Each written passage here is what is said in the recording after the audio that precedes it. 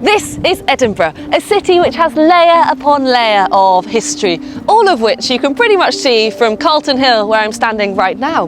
The city was built upon a volcanic landscape, which is why we have such dramatic cliffs and steep drops. And looming above the city is Arthur's Seat, an extinct volcano, and the city itself was built on a long rocky outcrop which created a brilliant natural defensive position. So you can see that Edinburgh Castle at the top there, and the old medieval city grows around it, and this today is known as Old Town. Now, stretching along this rocky outcrop is one main street known as the Royal Mile, which has the castle at the top, and then at the other end down here is Holyrood Palace along with the Scottish Parliament. Now, in the 18th century, when the old medieval city became so overcrowded because it was confined to the medieval walls, the city expanded, and so they built what became known as the New Town, to the designs of 26-year-old James Craig. So Edinburgh is also home to some pretty spectacular Georgian streets.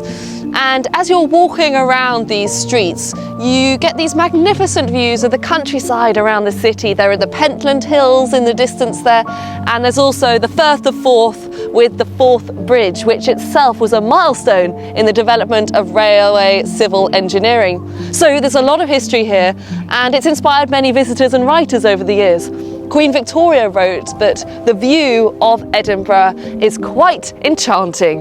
It is, as Albert said, fairy-like, and what you'd only imagine is a thing to dream of or to see in a picture. Oscar Wilde was perhaps less impressed. It is quite lovely, he wrote. Bits of it, at least.